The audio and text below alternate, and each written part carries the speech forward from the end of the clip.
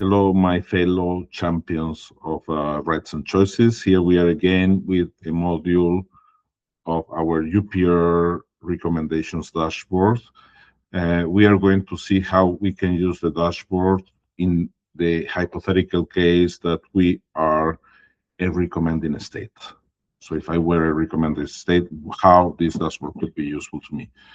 For that, we are going to be applying the filters that we have on the left side of our screen. So here we have one filter precisely for recommending states. I'm going to choose as an example Spain. And when I click there, the data will automatically be, as we can see, updated in the main page. For Spain, we see that in total, Spain has made 2,900 recommendations so far in the UPR, and a good number of them on sexual and reproductive health and rights, gender-based violence, and on other issues. So, first of all, if I were recommending a state like Spain, I would look at the trends of our recommending history in the context of the 4 cycles of the UPR. What we can see is that Spain has maintained a very stable engagement with the UPR, but also we notice a very big red color, which means that many of the recommendations made by Spain has not necessarily been supported. They have been noted by the recipient state, by the states under review. So if we look at sub-themes and position, this will allow us to see what are the issues that have been receiving more attention by Spain when they make recommendations. And there we will see that gender-based violence is one of the issues that has been receiving more attention, as well as discrimination against women and girls, sub-theme 2.5, and issues relating to domestic financing, with a good number of recommendations. Child early and forced marriage is also an issue that has received a lot of attention. So that would be an interesting tool for a country like Spain to decide whether there are certain issues receiving less attention that maybe they could be further emphasized in the UPR.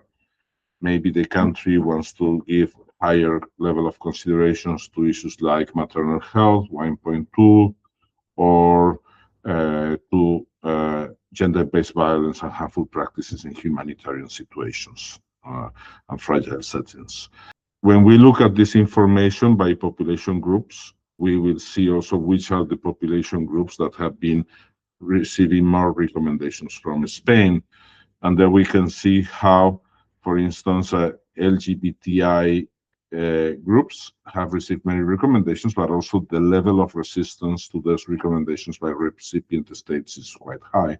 If we move the cursor to that bar, we will see that we are talking approximately of 192 recommendations on LGBTI rights that have been noted by recipient states.